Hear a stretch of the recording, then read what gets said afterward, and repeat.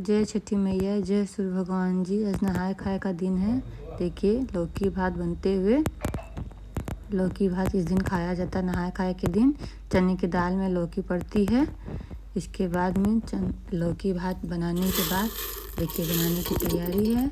चने की दाल में लौकी बनने के बाद लौकी की सब्जी भी, लौकी की कतरा, आलू का, ये सब मिला करके खाया जाता है। इस दिन स्नान ध्यान करके साबुन वगैरह लगा के बालों में, उसके बाद नहीं लगा जाता है 3 दिन तक। तेल वेल भी नहीं लगा जाता है। बनने के बाद में गाय माता को भोग लगाते हुए, ये देखिए गाय माता को भोग लगाने के बाद ही अपने खाना खाया जाता है।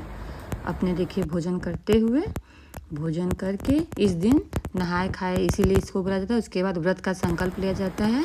व्रत के दूसरे दिन देखिए वेदी बनाते हुए, वेदी बनाने के बाद में पूजा करते हुए, पूजा करके वेदी बनाने के बाद ही पूजा होती है। पूजा होने के बाद में शाम को दिन भर बिना कुछ खाए पिए, शाम को उसके बाद में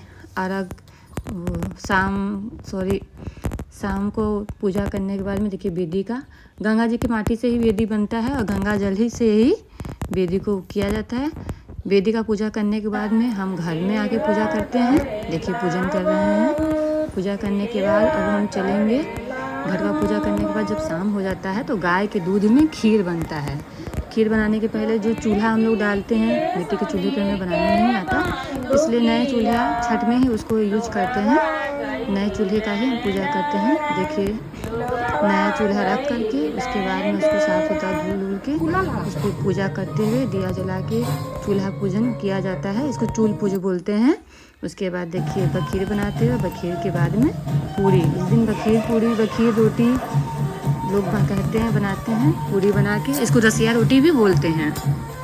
इसके बाद में कोसी भरा जाता है। कोसी भर के पूजा पाठ किया जाता है। देखिए सिंदूर लगाते हुए। इसके बाद देखिए पूजन करते हुए, पूजन करने के बाद में पीतल के थाली में पूरी, बखीर और केले के पत्ते पे चढ़ता है उनको, पूरा केला भी उनको चढ़ता है, भोग लगता है माता को। उनको प्रसाद चढ़ाने के बाद ही हम कुछ खाएंगे, कुछ क्या वही प्रसाद ही खाएंगे। और एकांत में चुपचाप बिना कुछ बोले हुए ही खाया जाता है। शोर नहीं होना चाहिए, खाते समय बात नहीं किया जाता है। देखिए जैसा हमें आता है, जैसा हमारे घर में होता है, वैसा देखते हुए जो भी गलती सही हुई होगी छठी मैया क्षमा करें हमें।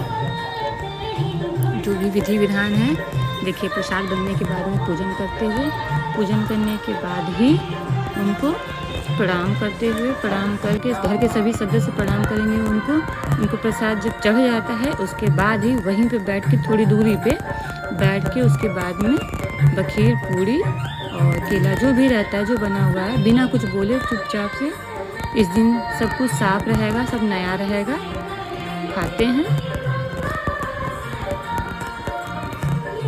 देखिए खाते हुए, खाने के बाद में इसकी पूजा कर लेंगे। करने के बाद में ये देखिए छठी मैया जो भी भूल चूक हुआ है क्षमा करें। सब परिवार को स्वस्थ और मस्त रखें। हमारी सारी यूट्यूब फैमिली को स्वस्थ और मस्त रखें। देखिए अक्षरा पसार के भीख मांगा जाता है। अक्षरा पसार के ही माता से सब कुछ मांगा जाता है। माता बहुत दयालु है छठी मैया, सब कुछ सुनती हैं। इसके बाद में ये देखिए आचमन करते हुए, उसके बाद ये देखिए, इसके बाद ही कुछ वो प्रसाद खाएंगे। प्रसाद खा के घर के सभी बड़ों का आशीर्वाद लिया जाता है। आशीर्वाद लेने के बाद में दूसरे दिन उस बखीर पूरी खाने के बाद में ही निर्जला, फिर उसके बाद आप कुछ नहीं खाएंगे। इसका उपवास किया जाता है छठी मैया का। देखिए